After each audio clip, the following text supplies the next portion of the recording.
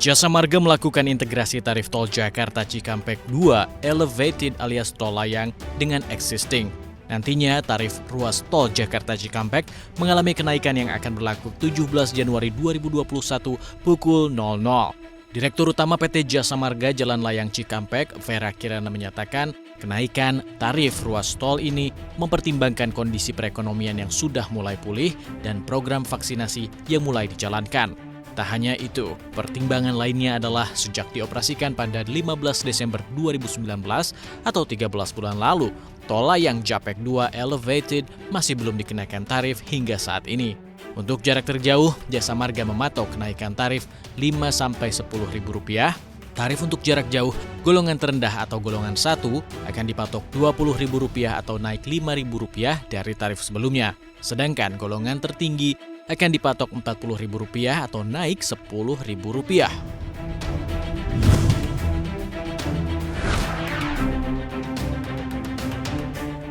Bio Farma memulai produksi bahan baku vaksin COVID-19 dalam bentuk bulk dari Sinovac.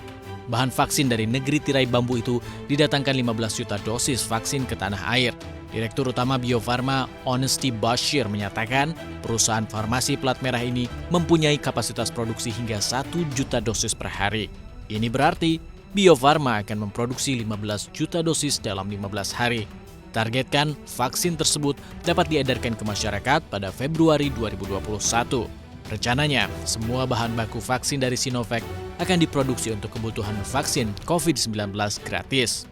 Honesty menyatakan hingga semester 1 tahun ini sudah dijadwalkan pengiriman bahan baku vaksin COVID-19 dari Sinovac sebanyak 144 juta dosis. Indonesia mendapatkan komitmen pengiriman bahan baku dari Sinovac sebesar 155 juta dosis.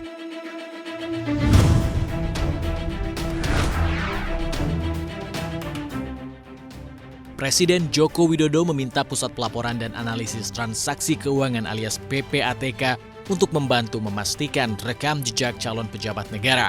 Menurut sang kepala negara, PPATK perlu mengawal pengisian jabatan strategis dengan aktif melakukan penelusuran rekam jejak calon pejabat publik, serta memastikan rekam jejak transaksi keuangan yang bersih. Hal ini penting untuk mencegah pencucian uang, pendanaan terorisme, dan korupsi yang dilakukan oleh pejabat negara. Mantan Gubernur DKI Jakarta ini menilai PPATK memiliki peran penting dalam mendukung pengembangan ekosistem keuangan yang kondusif di tanah air.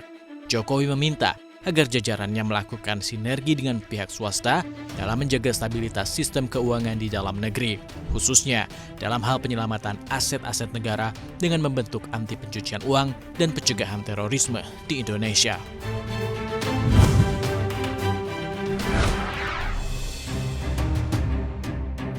Ledakan ekspor China berlanjut hingga Desember 2020 yang tercatat naik 18,1% secara tahunan. Hal ini mendorong surplus perdagangan negeri tirai bambu ke rekor tertingginya dan makin memperkuat perekonomian China. Surplus neraca dagang negeri panda ini pada akhir Desember 2020 mencapai 78,18 miliar dolar AS. Surplus ini menjadi yang tertinggi sejak tahun 2007. China sukses menjaga momentum penguatan ekspor selama 7 bulan beruntun hingga Desember 2020. Pengendalian awal kasus virus tahun lalu memungkinkan pabrik-pabrik China untuk memanfaatkan permintaan global, sementara saingan dagangnya tertatih-tatih. Momentum ekspor itu diperkirakan akan terus berjalan bahkan ketika vaksin diluncurkan untuk menjinakkan penyebaran virus dan memungkinkan produksi industri pulih di AS dan Eropa.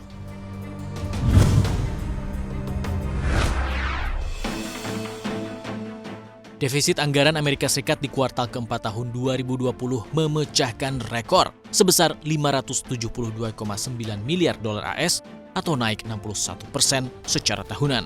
Pengeluaran untuk menangani pandemi COVID-19 di negeri Paman Sam kian melonjak, sedangkan pendapatan negara masih menurun yang menjadi faktor utama pelebaran defisit itu.